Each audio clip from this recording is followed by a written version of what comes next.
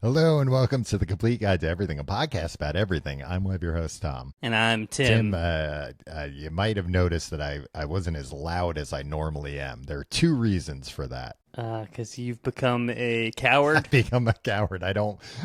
I'm too scared to talk loud. I'm too scared to do the intro to the show loud.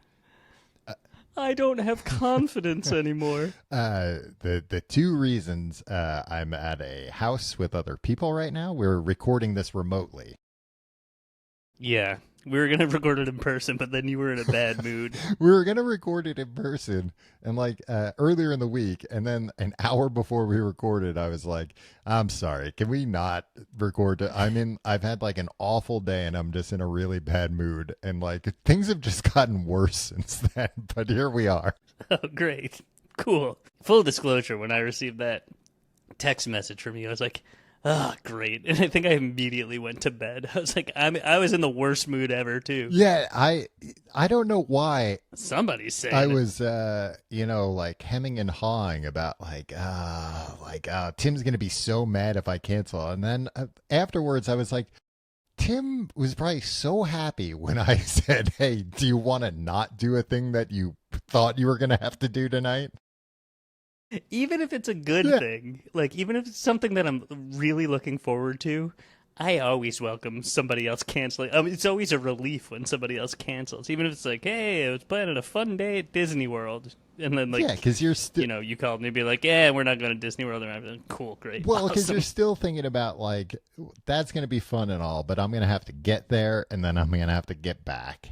And that's a pain. Yeah. And when you do anything, it's an opportunity cost, and the opportunity to lie down and do nothing is what it costs you, even good things.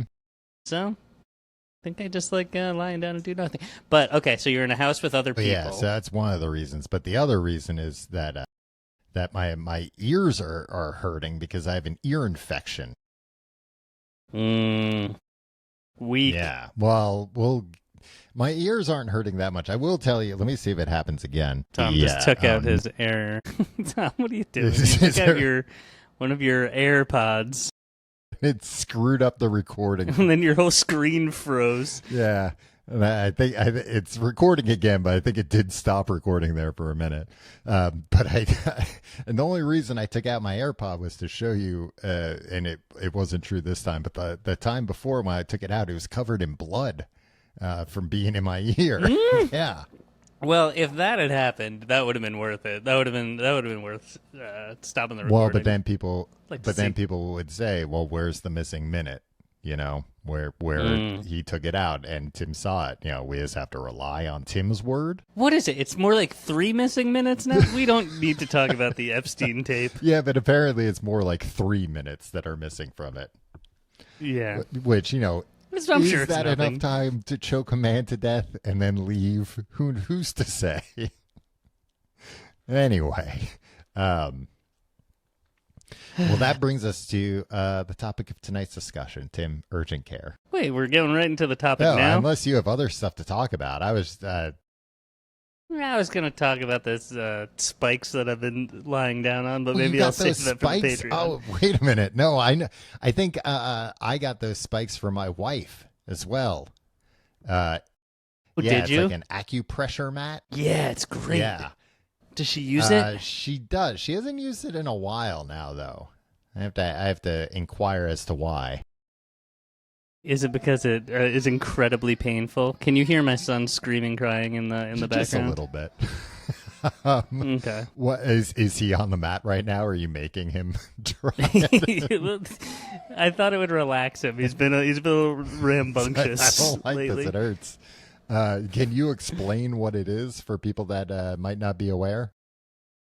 Okay, I have the box right here, and it says the spiky mat that might change your life. Is this kind of what you got? I've heard that from mats before, Tim. I've read that on boxes before. Yes, it looks very similar to what you're showing. Yeah, so it's like a foam pad, almost like a yoga mat, but foam. Yeah, I guess yoga mats are foam, but like a different type of foam. Yeah, it's like a thick mat too. It's a couple inches thick. And then this isn't any ordinary mat, Tom. It's covered in all of these spikes. Okay, this mat is covered in these round plastic discs that have spikes coming out of them. They kind of look like the little plastic tables they put inside a pizza box. Yeah, a little bit smaller than that. I have one of those at the ready. And the spikes aren't that long. The spikes are pretty short. But I don't know. And the spikes are plastic. So yeah. I don't know if you bought this for your wife. Did you get to choose the intensity level? No, of the spikes? I got to choose the color of the mat. That was the limit of my options. So this has like 1, 2, or 3 for like how sharp the spikes are.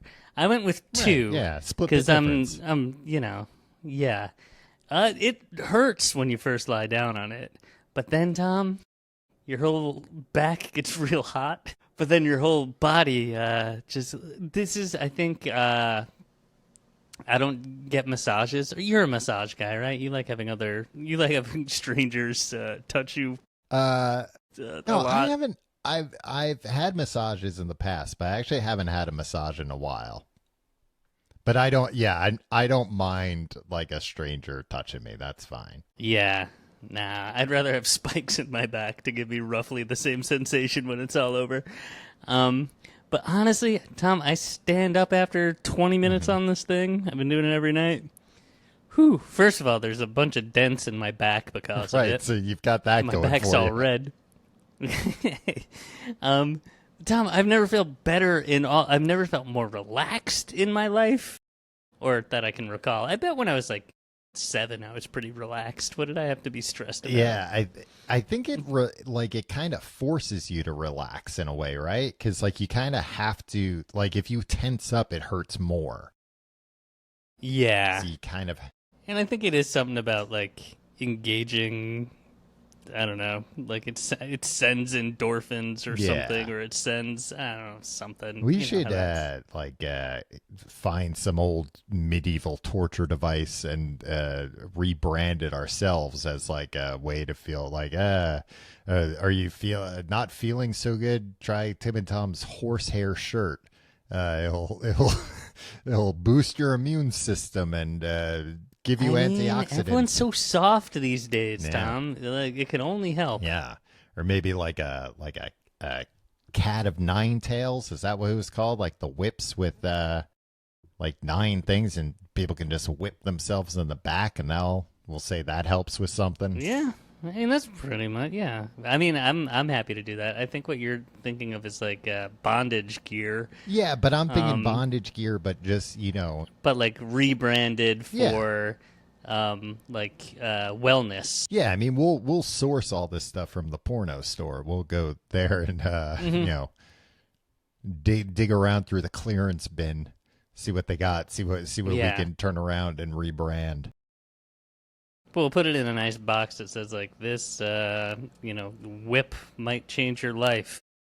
Yep, and who could say no to that? Box that says this whip could change your life. Yeah, work with the spiky mat, Tom. Is that all it said on it? Just this bag? That's what it says. What does it say again? The spiky mat that might change your life. It says it on the inside too. Wow. Yeah. I'm guessing that one costs more than the one I got my wife. Well, when it comes to myself, I spare no expense. Well, how many days have you been doing this now? 4 days. Okay. This is the first day in 4 days that I haven't done it. Oh, wow. I didn't have time. I had to come record. Well, maybe later during the show you can find an opportunity to go lay down on a spiky strip and thinking about it. Feel better. Why'd you try this? What do you mean, why did I try it? Because I wanted to relax. Because I was relentlessly getting Instagram ads for like 3 months for about spiky it. Mats. They really have my number, too. And I was just like, yeah, I want this spiky mat. And then I've also been falling asleep in front of the television in weird positions on the couch. So my back's been all messed up, and they got me. They got me dead to rights. I think you also don't believe like any medical device or like medicine works unless it like hurts or makes you like like feel ill or something. I think that's true. Yeah. I wouldn't push back on that. Well, now can we talk about urgent care?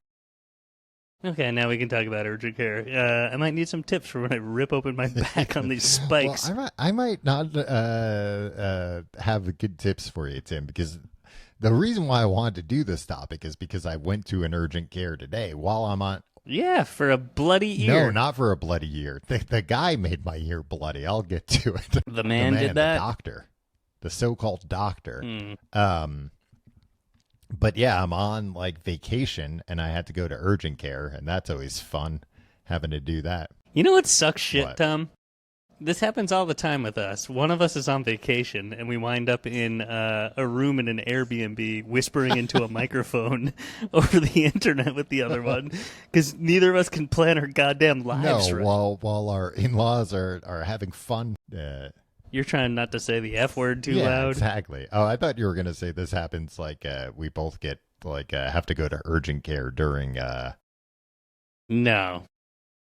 And it No. wasn't that I mean, didn't have my life figured out. It was just that I was very mad the other day, and that's why I knew I wouldn't I wouldn't be good doing an episode. It was just like one of those days where just like a lot of frustrating things happened in a row.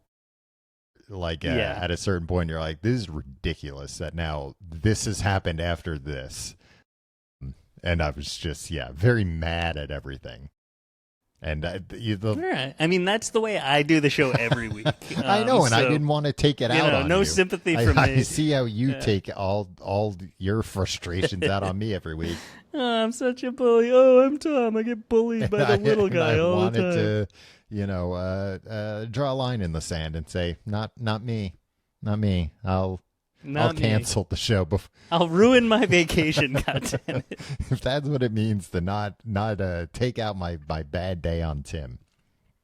But anyway, what's your experience with the urgent cares? For a while, it was my only interaction with any kind of medical professional. Okay. Well, I wouldn't go. I never really went for like annual checkups, physicals. So it's just like if I need something, I'll go to the urgent care, which isn't that often.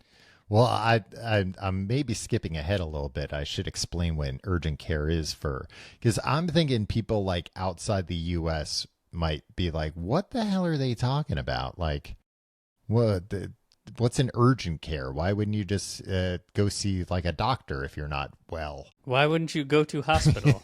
So oh, he's in hospital right now. Yeah. Urgent cares are kind of like. And you guys invented the language? Yeah, right. Missed the. Urgent cares are like in between like a primary care physician and an ER, an emergency room. They're kind of like, the same way. I guess it's all in the name. Do you need is this an emergency or do you just need urgent care? Right. And I feel like this is something that like regular doctors or like GPs, general practitioners, like used to do. Yes. But everything's all fucked up these days. And like, so they need this third thing where it's like, do you need a doctor to actually be available? Like, in a somewhat timely, more than like an hour a day. Yeah, in a somewhat timely manner. Because I'm thinking like when I was a kid, there weren't many urgent cares. It was like, oh, if there's a problem, you call the pediatrician. But I think nowadays it's like, well, you're not going to be able to get like an appointment fast enough. And, they don't leave openings because they need to be fully booked so they can make, the money that they need to make and all that kind of stuff. And the emergency room is like, I was always like, that's if you get your finger blown off by a firecracker. Yeah, that's if you need, like if you have a injury that if you don't take care of it, like immediately, something's gonna either have to like come off you forever, or you'll die from it. Hey, did you watch The Pit? No, I haven't watched The Pit.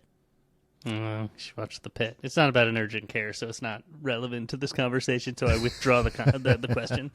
But yeah, I've been to I remember when I was younger and I didn't have a primary care physician, like, in my 20s or whatever. Yeah, if like I got sick and Robitussin didn't fix it, I would go to an urgent care and they would prescribe an antibiotic or whatever. But that was like my only real interaction. I had one urgent care visit during the pandemic, during like the lockdown, because I broke my thumb. Oh, right. Jacking off, right? Jacking off. How would I break it doing that? I don't know how you do it. Wrong, it sounds like. Some weird way that nobody understands but no, you. I was trying to squish a spider and I jumped too high and I smashed my finger into the ceiling so hard that it broke. That's more embarrassing than what I said. It is in a way. But in that case, like, that's a good example where it's like my finger was broken, but I was like looking at it and going, it didn't hurt that much, but I was like, oh, there's like a dent in my finger. And then when I pulled it, it like snapped back into place. And I was like, I don't think it's supposed to do that. I should get it checked out. And honestly, I shouldn't have gotten it checked out because all they did was say like, yeah, it's broken. Like, don't, use a thumb immobilizer. Right. Now give me a lot of money. Yeah, please, it's not like they like did that. surgery on it or even like put it in a cast or anything. They gave. Did you ask them to do surgery on it? Yeah, I was like, please. I think you need to ask. I think you need to explicitly ask for surgery. Well, I was asking for laughing gas. Yeah. I need that, and then you can knock me out. Then you can put me under. Tim, I was. Have you seen the show, The Secret Lives of Mormon Wives? No, I don't know. Was that a sister wives situation? No, like you kind of think it would be or hope it would be, but it's like it's a bunch of women that I think are Mormon the same way that like we're Catholic, where it's like, oh, I was like my family was this and I was brought up this, but like, I'm not like I don't consider myself that anymore. Or active at least or whatever. And I feel like that's right. Is this a scripted show or a reality show thing? Tim. Okay. So I wish these women were more Mormon-y. There's not nearly as much Mormon stuff as I would hope for, but you love Mormon stuff. I find it fascinating. I remember you being like coming in waving a newspaper, just being like, "Hey, they've announced the new season of Big Love." It's like, all right, cool. Just quit waving that newspaper around. But Variety. This one episode that I watched of it, they were talking about how they like go and get Botox together, all these women. But it seemed very obvious. I bet they're also anti-vax. Probably. But it seemed very obvious that maybe the main draw. I don't want to go so far as to say the main draw because like, these are all like TikTok famous people. They would want Botox regardless. But it seemed like one of the big draws is at least the place they go to for Botox. While you're getting it done, they just give you like the hose of laughing gas and you could just, help yourself to as much as you want. And it was like, oh, so these people won't go to a bar because that's like against whatever. But like, oh, we're in a medical setting and I can just come back here once a week and huff laughing gas with my friends. Sounds like a nice Mormon life to me. I mean, it doesn't seem bad. Tim, you should see the soda options that they have in Utah. Tom, this is why you love Mormons so much. You want to live that fizzy drink life. Tim, they have like at least one chain of just soda places. Yeah. And like you go in there and you order a soda like it's Starbucks, like can I get like a half Diet Coke, half Mountain Dew Code Red with a pump of vanilla and a splash of coconut cream? Isn't that what McDonald's was trying to get into with those spaceship themed the things? McCosmos. Yeah. Or maybe just Cosmos. I feel like they were trying to do coffee stuff mostly though, I think. I thought they were doing fizzy drinks. Maybe, but I I'm not going to go on the record saying that they were, Tim, because I'm not sure. I respect that about you. I'm just not you sure. Have I'm not integrity. going to, say I know that for sure. The last thing you want to do is get sued. Exactly. Anyway, how we get into talking about laughing gas? Oh, I wanted to be knocked out when they put my thumb in a thing or whatever. That's not how we got onto it, but we'll go on. We'll move on. Why did you go today? Oh wait, sorry. Well, I can explain why I went today. I can start getting into it if you're ready to hear it. But first, let's take a break. I am going to stop. All right, Tim. So, like we explained, urgent care is where you go when things are urgent but not crazy.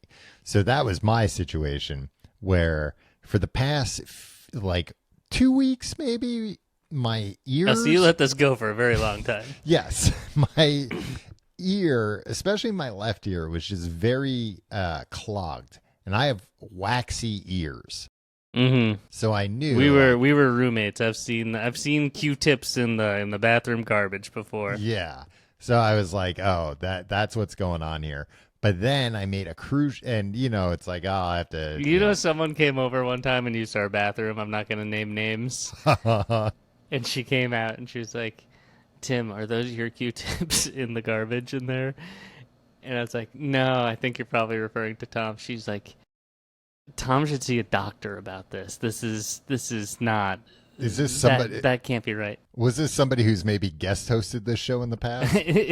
No, I would have called her out. Okay, but it's someone we know pretty well. Okay. Well, they'll be glad to know I did see a doctor today. Okay, great. 17 years later, you went and saw a doctor about it. Because I made a crucial mistake about a week ago. I went swimming and I got water stuck. So anyway, progressively getting worse, but I'm using the over the counter ear stuff, to try and help. I should talk, Tom. My right ear has been fucked up for 2.5 years. I've had that. I've used that over the counter stuff like once a month for the last 36 months. Yeah, exactly. Maybe they were your Q-tips, Tim. Maybe they were. I still every day when I get out of the shower go to town on my ears with a Q-tip. Yeah, I know they say you shouldn't do it, but why do they make it feel so good? Yeah, well, I have a story about that. Not even my own story, but one I heard today. Which, yeah, well, I'll get to it. So anyway, went swimming, and then as of last night, I was like, my ear is just completely closed. Like I can't hear out of it. There's pressure. Like I can't sleep. This is bad. So that's why today I was like, I'll go to this urgent care. Google up some urgent care places nearby. Find two. You're in upstate New York right now. Yes, I'm in upstate New York. Thanks for doxing me, Tim. I know. You wanna? I mean, give the address because you're not going to be there when this comes out. Yeah, I know the house number's 222. I think maybe. Okay, go upstate New York, house number 222. Have at it, sleuths, online sleuths. But hey, try to swat Tom. If So there were two places, both about 20 minutes away. So it's I'll just pick the one with slightly better reviews, right? So I go there. My wife wants to come, and I'm like, it's fine. You don't have to come. And she's like, nah, I'll come with you. She was afraid you were going to a strip club or something. Yeah, one of those early morning strip clubs that they have up here near Albany. So we walk into the place, and immediately walking in, it's oh, this feels like a doctor's office from the 80s. This is some old decor and stuff. So we're standing at the place is completely empty. And we're standing there for I don't know, a good 5 minutes before somebody, and I'm trying to listen. Are there other people in this building even? So did you guys just kind of stand there relatively silently? Yeah, but then I was doing this. I think we need to be, you and I, we're both these types, we're too timid walking to a place. There's a brand of guy that would go in there and just start going like, hey, excuse anybody me? in here? Hello. And these are the kind of guys that get things done in this world. Well, I was thinking about this. Maybe this is like a good compromise in between. That I was thinking about carrying around like a hotel front desk bell with me. One of your own. One of my own. So if I was at a place like this that doesn't have something like that, but I need service, I could ring the bell. And then if they came out and they were like, did you just ring a bell? I'd be like, well, why do you have it if it's not for people to ring? Yeah, I'd probably gaslight them.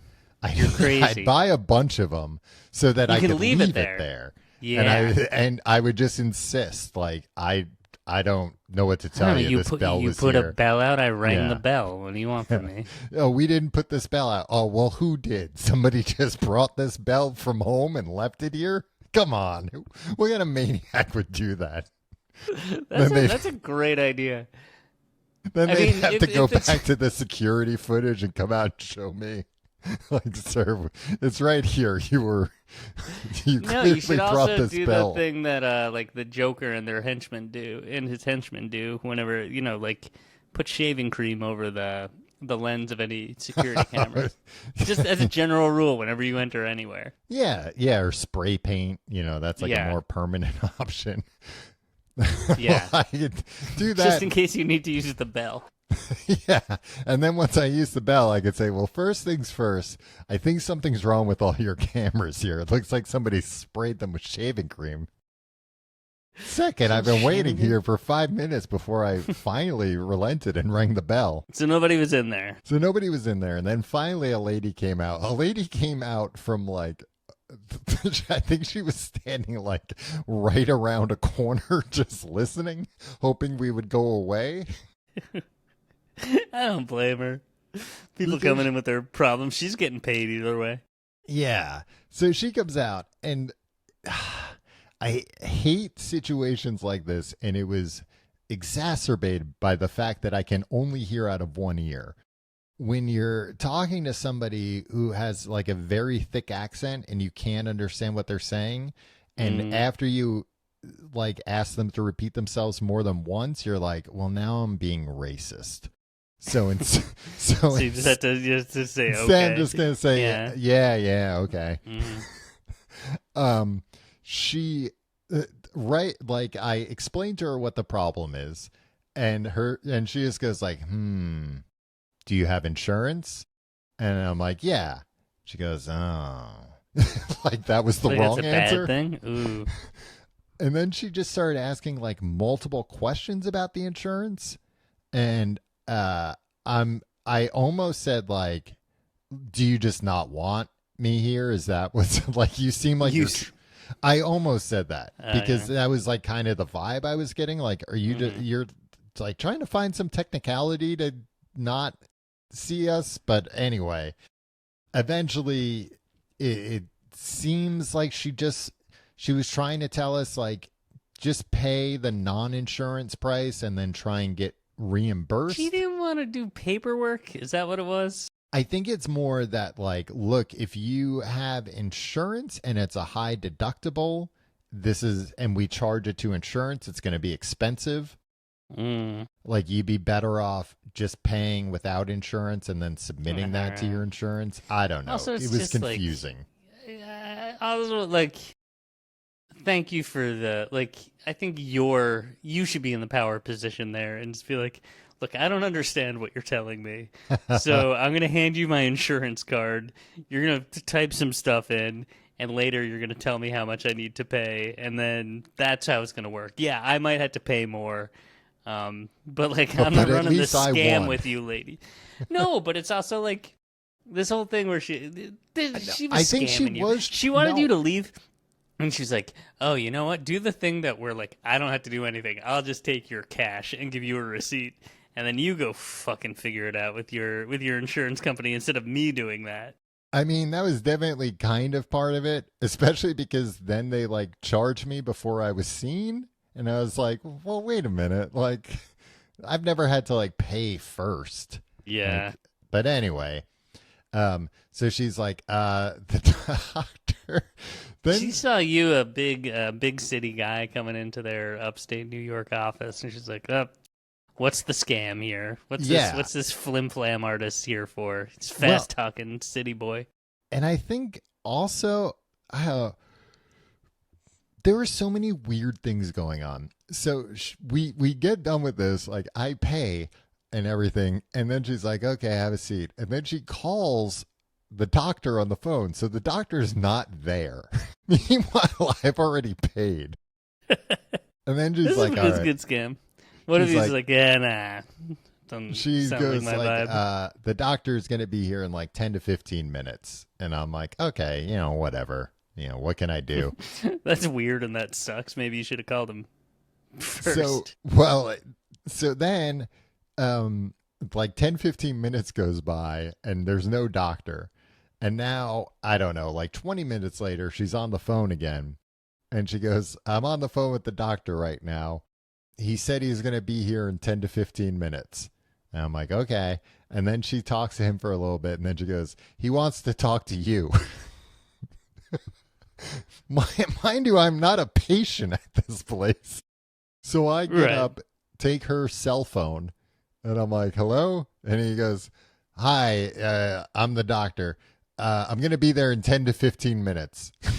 Which is what she just told me. For the second time. But he wanted to tell me. And I went like, "Oh, okay." And I was like, is that it? It's like, yeah. I'm like, "Okay, I'll give you back to her then." So they give me back. He shows up 45 minutes later wearing a Hawaiian shirt. Was he on vacation? I don't know. It was very strange. So he takes me into the back into a room there, and he's like, "All right, I know what it is. It's earwax. I'm gonna just dump some hydrogen peroxide in your ear, and just lay on your side, and let that work for 10 minutes or so, and then I'll come back." You were at the doctor for a long time today. I was at the doctor for hours today. And I felt really bad that my wife was there because, like, I tried to, like, I had a feeling like this is not going to be quick and simple, even though it should be. So anyway, I'm laying there while the thing's doing its work, but the table, like, I guess not operating table, just like patient room table. Yeah. Examination did it have table. The paper on it? Yeah, the table with the paper on paper. it. Let me lie down without the paper. I don't care if other people do it too. I sit on the bus. Well, subway. Yeah, and also it's like this paper like doesn't cover the whole thing. Like I'm still touching parts. Just clean it every once in a while, guys. Just clean it. Just wipe it with alcohol or whatever. Yeah. But anyway. Let me put my bare ass on it and let anybody else do it too. So I'm laying there, but the table's too small, so I can't fit on the table all the way.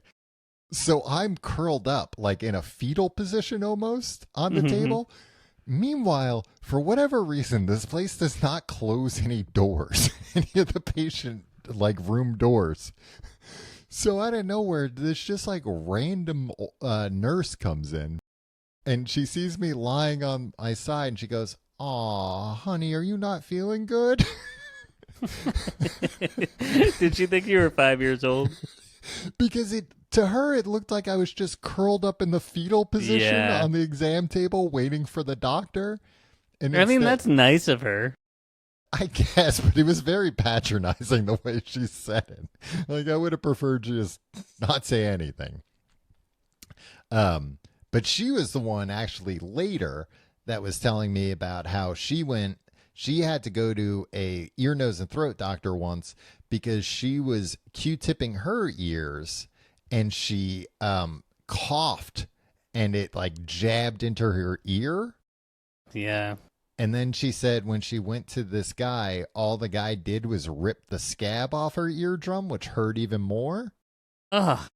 Yeah, and she's like telling me this as my ear's hurting, and I'm just like, oh, all right, enough. I don't want to hear this right now. But anyway, so I'm laying on my side waiting forever for this thing. And like I said, they're not closing any of the doors, so I'm hearing all the other patient conversations. Mm-hmm.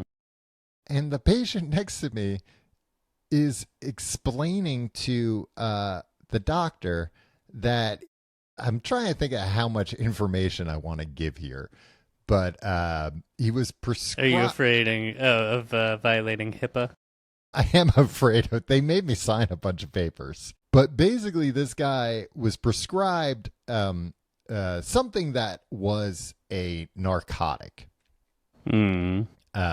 I'm not sure if it, based on what I was hearing, it was either some type of stimulant, you know, for ADHD or something like that, or like some kind of painkiller, just based on how they were discussing it. But he was explaining, I think it was a stimulant. I think it was for ADHD, which, you know, of course. Now, you can hear this despite your ear being clogged, you lying in the fetal position, and your other ear on the table. Yeah, and I'm you know, one room over, but I'm hearing all this. Okay. Is your wife in the room with you at the time? Not at the time. Okay. And he's explaining to the doctor that he needs his stimulant medication increase because his girlfriend keeps taking it all. That's not a good. I'm like, well, wait a minute. No. They can't increase it because somebody keeps stealing it. Because a loved one is helping themselves to it and you're not doing anything about it. Well, so the guy is explaining to the doctor, yeah, you know, the problem is... I need some more OxyContin. You see, I've been selling the most of mine, but but I'm in a lot of pain. So he's explaining to the guy that, well, sometimes I have to go up north for work, and when I do, I can't... normally I hand her the medication because I can't give her too much at once because she'll take whatever I give her all at once, even if I tell her that it's meant for like a couple of days. And it's like, well, that sounds like a problem too, something you're not supposed to do. And he's explaining, yeah, what I have to do when I go away is that I have to hide the pills all over the house.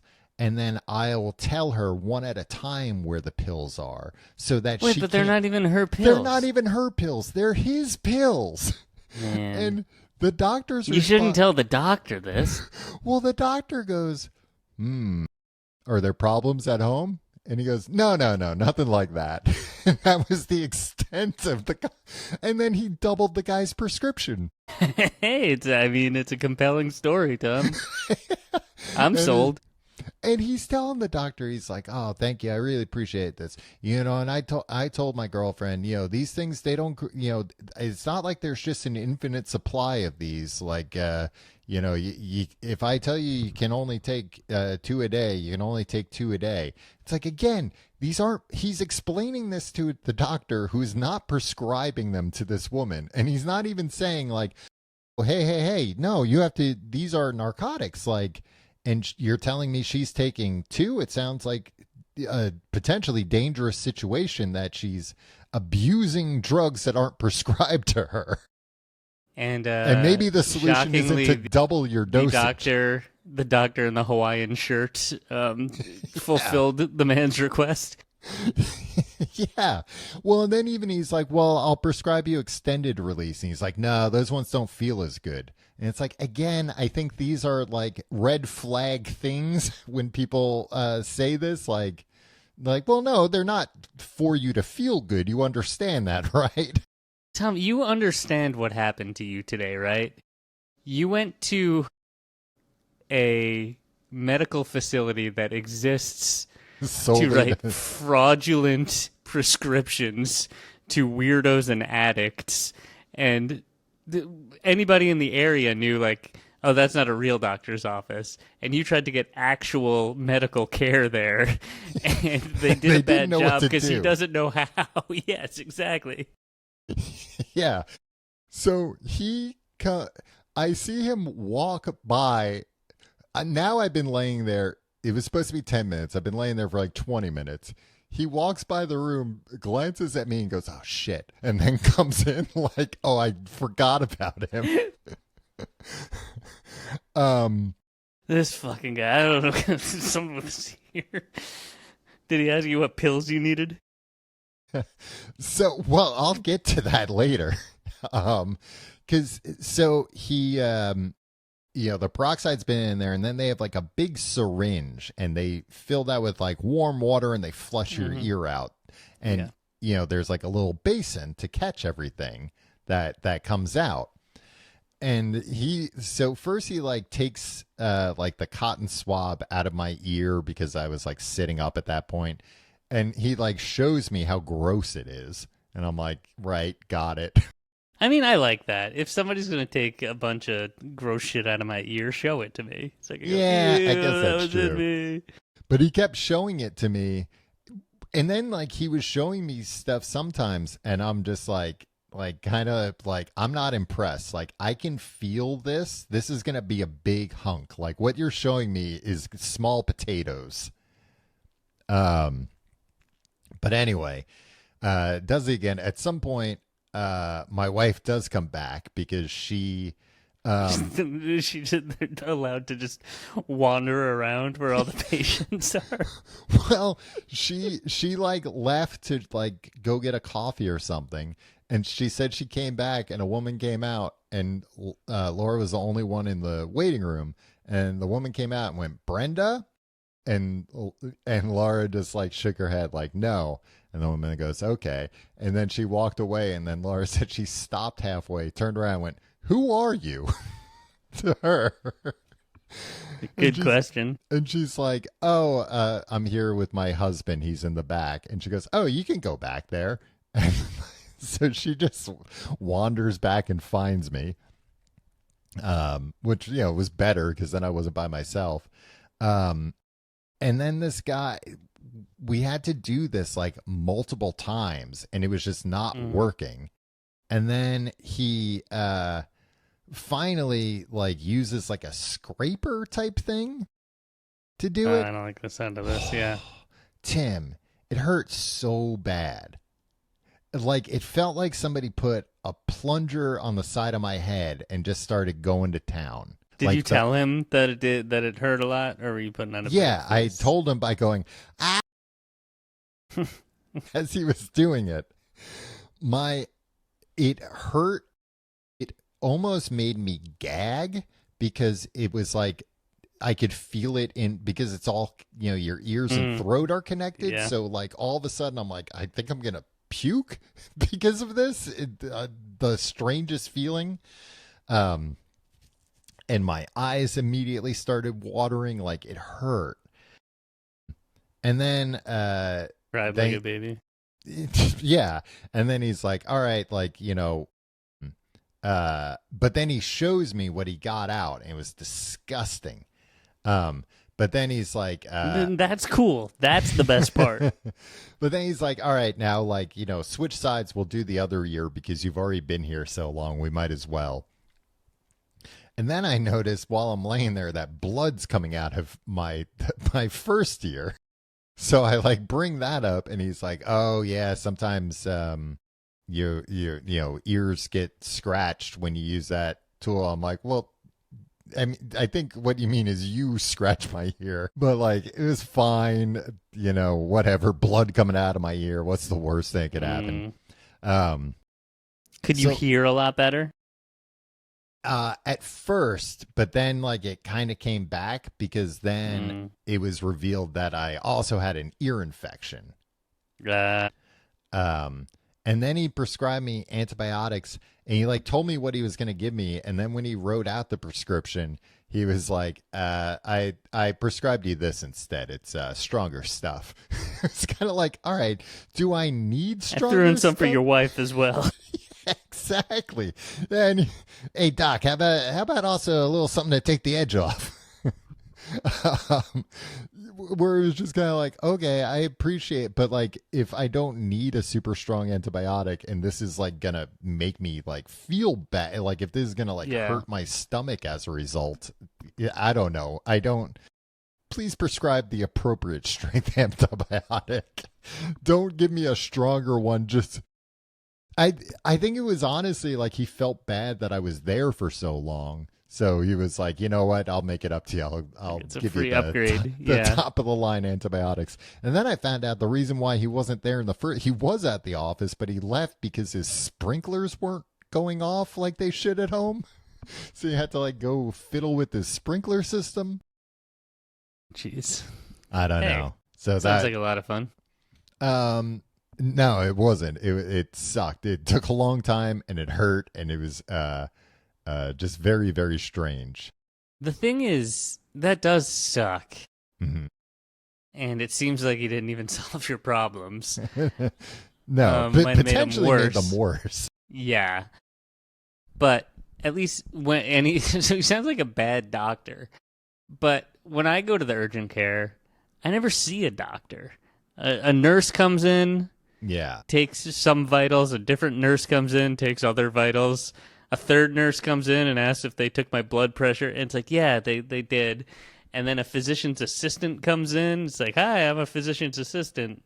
And then they're always like, like not a doctor, like not really a doctor, but like they say I'm the closest, that's the subtext. And it's just like, I'm the closest thing we're going to let you see to a doctor today. So like, tell me the stuff. And like, I'm just like an inexperienced person. And then they sent me on my way. Well, it's like my primary care physician is a nurse practitioner. Yeah. I guess that's fine. Yeah. Although when I go to my primary care, they don't like check all the things they're supposed to check, I don't think. Well, I think they're just like, you feeling okay? Cool. We took your blood pressure. That looks good. We took your temperature. You don't have a fever. All right. You don't currently have a fever. See you again in a year. It's like, okay, I guess that's... I like my nurse practitioner because his name's Tim. So it's like, like I'm doing a podcast with him. Do you bring microphones? Do bring microphones. It helps calm my nerves. Oh, but it's the only way you can engage with people. It's fun to like have a medical professional that you don't have to like give like a title to. You can just call him Tim. Yeah. And so you use his first name. Yeah. What else am I going to call him? My doctor's Mr. something? Name. Mr. Tim? I first went to this my general. What do they call him? A PCP now, right? A primary care physician. Yeah, and it's also used to be a drug general practitioner. Yeah, I only met him once, and I've been going there since 2020. The first time I went there was I think like March 9th, 2020 or something. He was like, hey, like I met him after the physician's assistant did all the stuff. They're like, oh, go meet the doctor that you just like signed up for the rest of your life. I assume I'll go to him for the rest of my life. And he's like, yeah, how you feeling about everything? He's like, you feeling good? I was like, yeah. I'm a little nervous about this coronavirus thing, this COVID. And he's like, everybody's blowing that out of proportion. Oh, you're believing all that crap that you're hearing about it? Don't worry about it. And like 3 days later, the whole world was shut down. What do you think they're going to shut continued the whole world down? Continued going to this practice, to this very day. Yeah. It's not an urgent care though. I've only gone to urgent care once for an ear thing. Okay. Tom, look, I know this about urgent care. Sounds like you've walked a mile in my shoes. Do you want to, you know what? I went for an ear thing. You want to know how brave I am? Sure. It was, I think, 2 days before Christmas one year. Mm-hmm. Christmas Eve. Like 2 years ago. Christmas Eve. And I had a double ear infection. I had an infection in both ears. And they looked in my ears And then the nurse, very impressed, or maybe it was the physician's assistant, I don't know. It's like, are you in a lot of pain right now? And it's like, it hurts a little bit. And they're just like, you should be in so much pain. Like, this is a really bad ear infection. I was like, yeah, it's okay. So did she you said, did you explain you seem to her, really like... tough. Would you like to go on a date with me?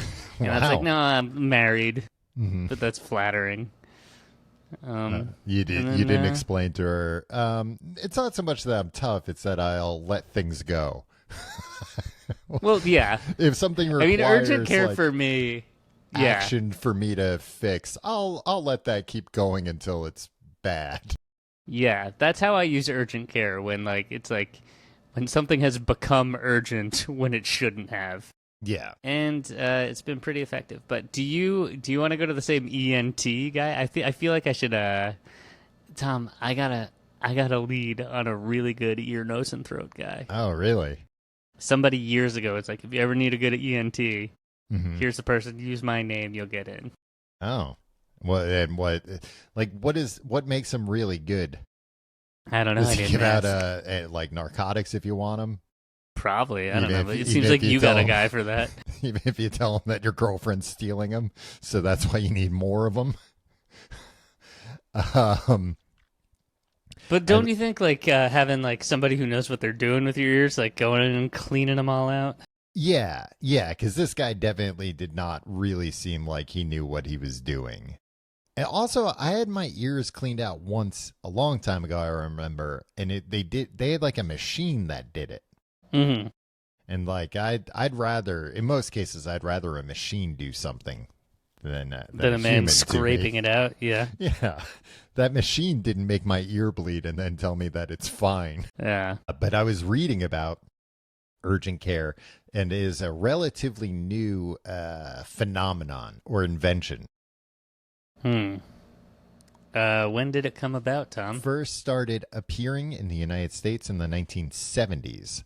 Okay. So, I mean, 50 years ago. Yeah, I guess that's true. It's relatively new. It's only about half a century old. But it was originally created as a way to serve patients outside of 9 to 5 hours. That it was more we can have this probably 24-hour. For things. And it's an alternative to the emergency room where you would have to go for pretty much everything, even if it wasn't right. I blew my finger off. Yeah, I remember as a kid having asthma attacks where I would have to go to the emergency room, and it was you knew I just need the nebulizer treatment or whatever, but it was oh yeah, but the doctor isn't open, so you have to go to the emergency room.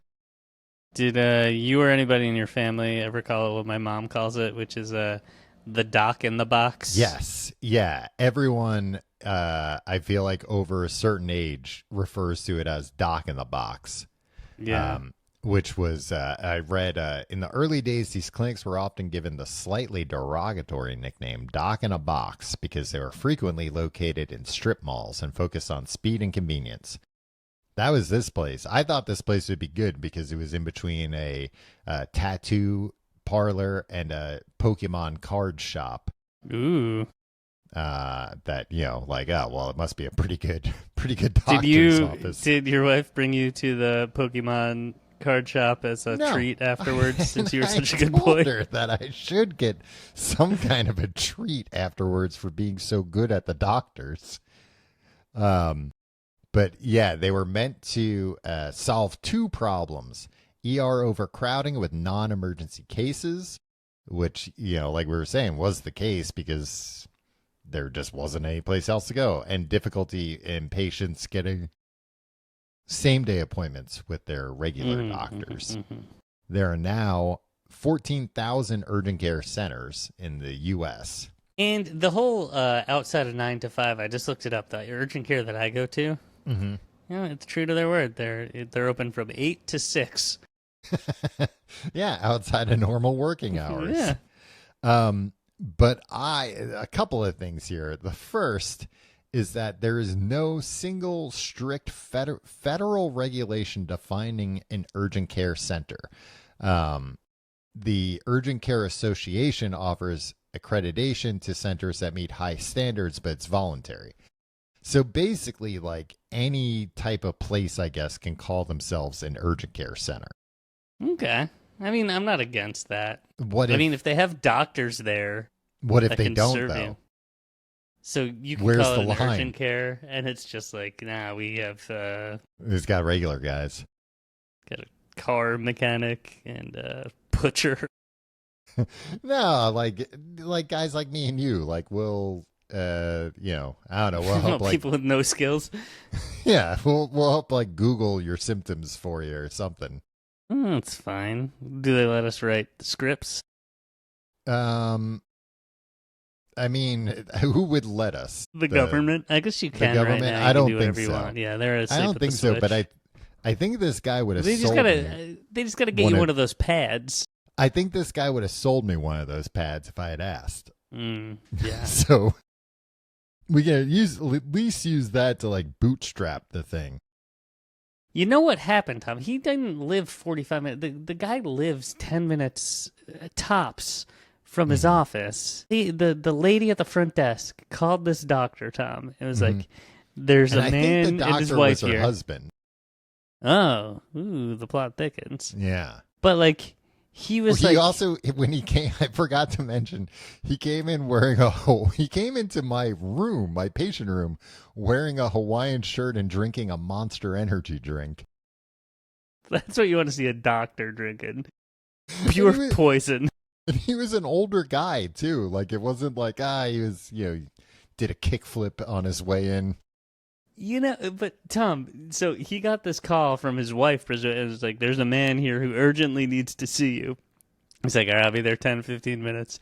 And then he was just like, I'm just going to keep futzing with the sprinklers for another 45 minutes. Like, he went back to it and was like, this guy will just have to wait. I got a sprinkler issue.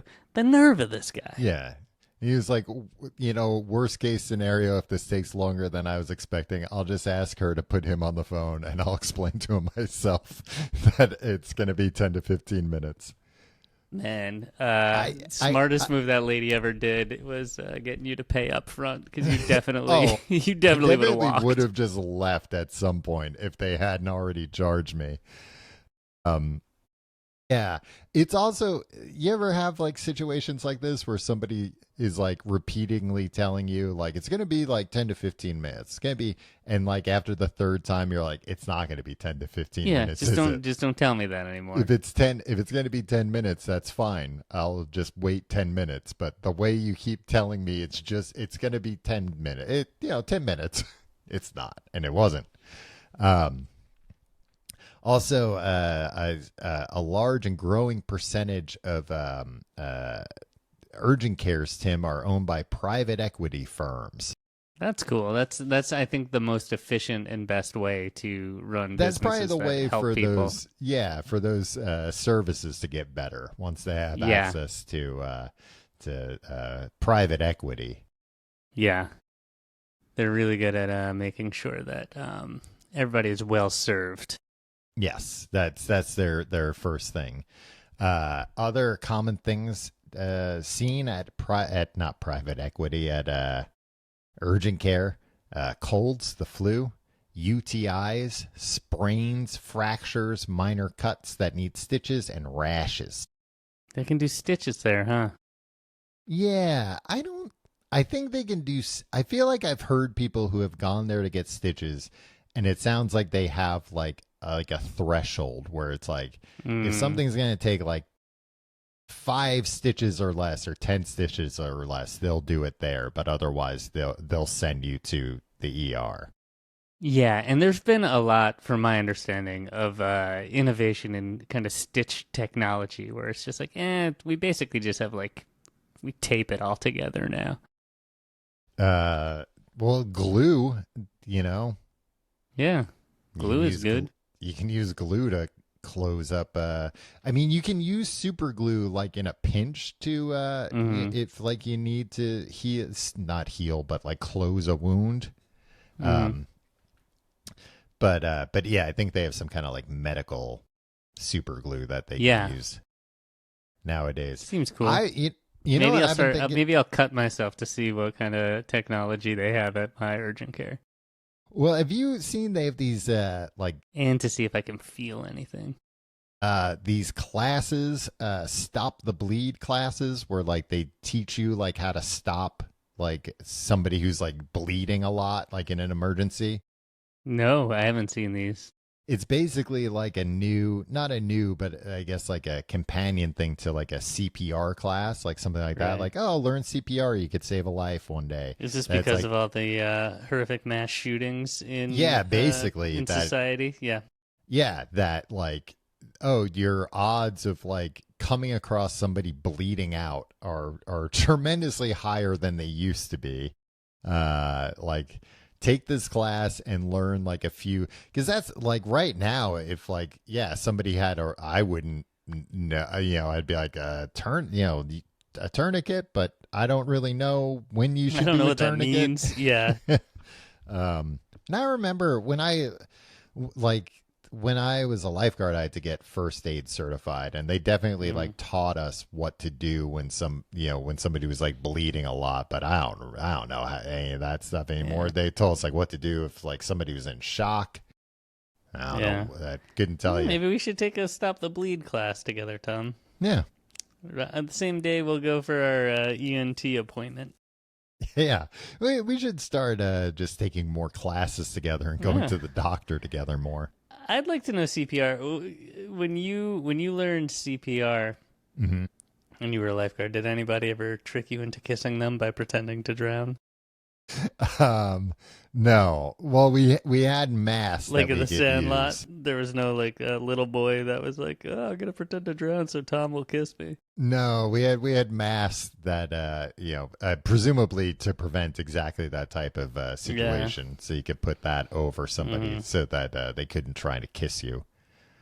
No, I never had to do CPR, and also like, again, I don't know how true this is, but like, I definitely remember being taught like CPR is not like it's shown in movies and TV where like, somebody's dead and you do CPR and they like come back to life. Oh yeah. That it's like, no, really what you're doing is like keeping the blood and oxygen moving so that like once somebody more trained is there, with like equipment, to like shock them, defibrillate somebody or do whatever it is. But like nah, when you're doing CPR, it's not necessarily gonna bring somebody back all of a sudden. It's just gonna make sure that they don't get brain damage or whatever. It's gonna help when more help is available. And also, like, more often than not, you're like gonna break a rib. And there's like a huge like recovery time for like it's an ordeal to have to go through CPR to have it done to you. Yes, it's not something you'd want to have done. Just don't do it for fun, guys. Yeah. Because I remember have a couple brewskis and start giving your buddies CPR. Well, I remember that too. No matter how badly you want to kiss them. They were explaining to us that like, more often than not, like you're going to crack ribs as you're doing this, like to kind of give you an idea of like how hard you have to be doing this for it to actually work.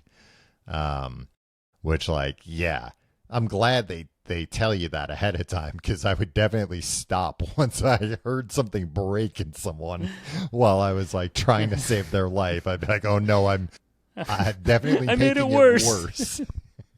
So I'm gonna stop doing that. Just stop and like run away. Run towards the horizon. Well, that also, when I took this class, because it was like a first responder class or whatever, that they explained that Good Samaritan laws were no longer applicable because we had been trained. So it meant like, if you've been trained now, you've been certified by the American Red Cross. So like if you do like kill somebody by giving them CPR wrong, like they can sue you. Whereas normally, if it's just a good Samaritan, just somebody trying their best, like they don't get thrown in jail because they were trying their best. But you trying your best isn't the same because you got trained. You should know how to do this right. And Maybe also, I'll think twice before taking that class. well, and also that you could be like held liable if you didn't do anything. So seems like a big risk, a real big gamble to take this class. So if you're like, I don't think that person actually drowned. I think they're just looking to try and pull a fake kiss on me. Well, tough. Better damn well be sure. Yeah, because the law's got you dead to rights. You know, which would you rather? Get tricked into kissing somebody that you think is dying? Or, spend the rest of your life in jail. It's a coin flip for me, Tom. All right. You got anything else about urgent care, or are we going to wrap this up? No, I think we can wrap it up. If you like the show, why not check out tcgte.com to find out more. You can check out our social media there, our Discord, our Reddit, and our Patreon, patreon.com/complete guide, where this week we're doing an AMA episode, the American TNT Music Awards. AMA. Oh, Dick Clark owns the American Music Awards, just so you know. Oh, okay. So we're doing ask me anything, not we asked our patrons. Ask us anything. Yeah, we asked our patrons to ask us anything, and we're gonna go through some of the big cues that people have had. Finally gonna get to the bottom of things. Patreon.com/complete guide. Yeah. Complete guy. Yeah, that's urgent care. It sucks. It's better than like the alternative. Going to the doctor stinks. Yeah. I don't know. I like going to see Tim. Not you. My doctor. No. But he's not a you doctor. Sometimes get us confused, and sometimes you'll show up at my house, stripped down to your underpants. Wearing a hospital I'm ready. Yeah. Like, yeah, and then sometimes I show up with all the microphones and everything at his office. I'm like, oh, wrong Tim. Yeah, I'll see you next week.